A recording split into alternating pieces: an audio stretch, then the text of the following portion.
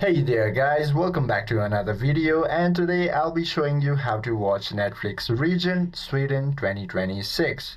To watch the Sweden specific Netflix library in 2026, you must use a virtual private network, also known as VPN, with servers in Sweden.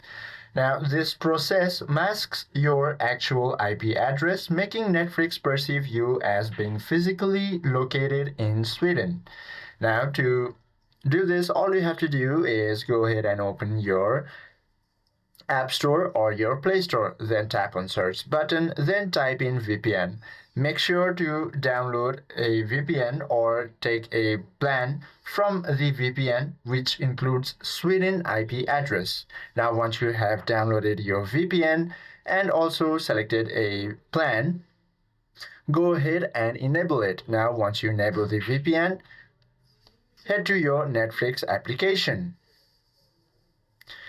And once you open it, then sign into your account and you should be able to enjoy Sweden's exclusive Netflix library from anywhere. I hope this video helps you out a lot. If you have any questions or queries, please do comment down below.